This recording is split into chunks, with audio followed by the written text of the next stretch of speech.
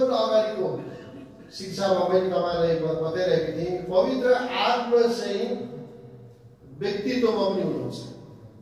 उहाँ चाहिँ एउटा पर्सन सुन्नुहोस् है एउटा व्यक्तित्वमा तपाईँ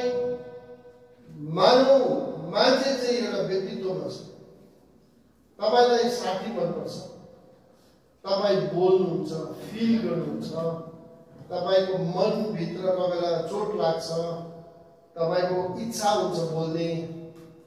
यो चाहिँ मानवको एउटा के भन्छ क्यारेक्टर गुणहरू हुन् त्यस्तै प्रकारले हामीले पवित्र आत्मालाई पनि व्यक्तित्वमा हामीले हेर्नुपर्छ अनि परमेश्वर चाहिँ व्यक्तित्वमा हुनुहुन्छ पिता परमेश्वर व्यक्तित्वमा हुनुहुन्छ भने ख्रीष्ट येशू त मानवको रूपमा जन्मिनु भयो उहाँभित्र व्यक्तित्व हुनुहुन्छ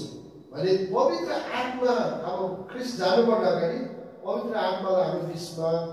उहाँले इन्ट्रोड्युस गरेर जानुभयो उहाँले पवित्र आत्मालाई चिनाएर जानुभयो कि पवित्र आत्मा परमेश्वर चाहिँ यहाँ हुनुहुन्छ भनेर चाहिँ उहाँ भन्ने शब्दहरू युज गर्नुहुन्छ उहाँ तिमीहरूसँग सधैँ हुनुहुन्छ तिमीहरूसँग रहनुहुनेछ संसारले उहाँलाई ग्रहण गर्न सक्दैन तर उहाँ तिमीहरूसँग हुनुहुन्छ कि तिमीहरू उहाँलाई चिन्छौ अनि जान्छौ भनेर हामी यो 14 अध्यायको केही खण्डमा हामी पाउँछौँ